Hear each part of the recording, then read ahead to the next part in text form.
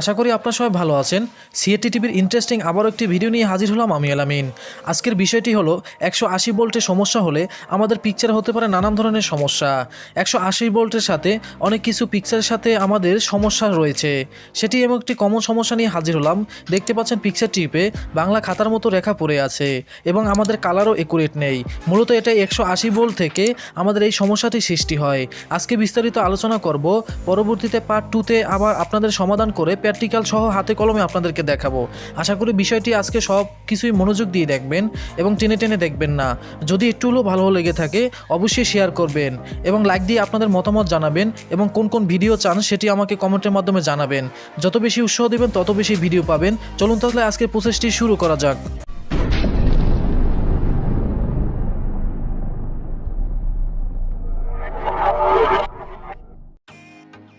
ফিরে আসলাম মূল ভিডিওতে। তো বন্ধুরা, আমরা প্রথম থেকে এটা আলোচনা করব। মূলত এখানে বি পজিটিভ 110, এখানে আমাদের ফ্লাইব্যাকে ইন হয়। এরপরে আমাদের ফ্লাইব্যাকটি রানিং হতে শুরু করে। এরপর দেখেন প্রত্যেকটা পিনে রয়েছে বিভিন্ন ধরনের কাজ, সব নিয়ে আলোচনা করব না। মূলত এটি 1 নাম্বার পিন। মূলত আমাদের 1 নাম্বার পিন থেকে এই সমস্যাটি হতে পারে। 1 নাম্বার ধরবেন আপনাদের বাম সাইড থেকে আপনারা এবিল 1 নাম্বারে ধরে দেখবেন আপনাদের এখানে 180 ভোল্ট থাকে। মূলত 180 ভোল্ট এখানে আসার পর আমাদের বেসবোর্ডে চলে যায় এবং বিভিন্ন পিনের বিভিন্ন কাজ রয়েছে। তো মূলত এখানে 180 ভোল্টের একটি পিন যদি নষ্ট হয়ে যায় হতে পারে এরকম সমস্যা। এরপর দেখেন এটা সামনে রয়েছে একটি ডায়েট। মূলত ডায়েট শর্ট হতে পারে, অনেক সময় ডায়েট কেটে যায়। ডায়েট মূলত শর্ট হলে, নেগেটিভ পজিটিভ শর্ট হলে যে সমস্যাটি সৃষ্টি হয়, মূলত ডায়েট শর্ট হলে এরকমই আমাদের সমস্যা দেখা যায়।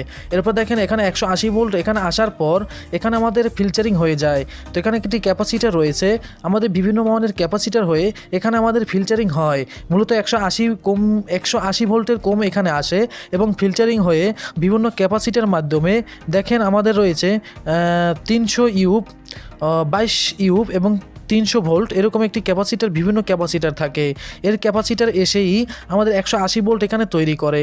180 ভোল্ট তৈরি করার পর এখানে আমাদের প্রিন্টারে এসে এখানে আমাদের কানেক্টারে আসার পর 180 ভোল্ট আমাদের এখানে আসার পর আমাদের বিভিন্ন কেবল হয়ে বিভিন্ন তারের মাধ্যমে আমাদের বেসবোর্ডে চলে যায়।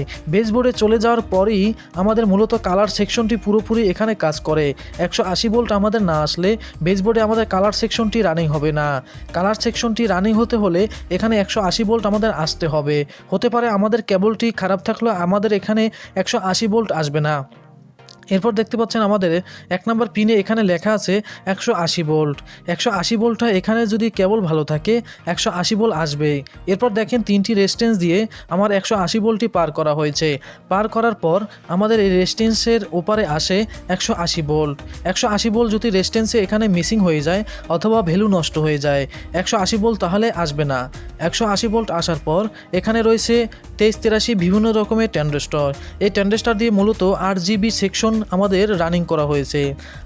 মূলত 8 জিবির জন্য 3টি রেজিস্ট্যান্স কাজ যদি ভালো করে এরপর আসে আমাদের সিগন্যাল পাঠায় 3টি ট্রানজিস্টর। মূলত আমাদের ভ্যালু নষ্ট হতে পারে অথবা শর্ট হতে পারে। বেশিরভাগ ট্রানজিস্টর শর্ট হলেই আমাদের ওইরকম বাংলা খাতার মতো রেখা পড়ে যায়। তখনই আমাদের এই ট্রানজিস্টর অনেক সময় একটির সাথে অনেকগুলো খারাপ হয়ে যায়। তো একটি খারাপ হলে মূলত আপনার 3টি ফেলে দিবেন, কারণ একটি ভ্যালু নষ্ট হলে অপর পিঠে যে 2টি ট্রানজিস্টর থাকে সেটিও ভ্যালু নষ্ট হয়ে যায়। এটা আপনারা ভালোভাবে দেখবেন, মেপে দেখবেন। এবং 3টি রেজিস্ট্যান্সের 3টি ট্রানজিস্টর যদি ভালো থাকে তাহলে আমাদের দেখতে হবে 3টির জন্য 3টি জেনার ডায়োড আছে। মূলত জেনার ডায়োডটি শর্ট হয়ে যায়, এ কারণে এই সমস্যাটি আমাদের দেখা যায়। ডায়োড যদি ভালো থাকে এখানে রয়েছে আরও একটি ট্রানজিস্টর। মূলত এই ট্রানজিস্টরটিও শর্ট হলে আমাদের 8 জিবিতে বিভিন্ন রেখা পড়তে পারে, 8 জিবি সমস্যা হতে পারে। এরপর আমাদের সর্বশেষ বেজে আমাদের লেখা আছে 8 জিবি।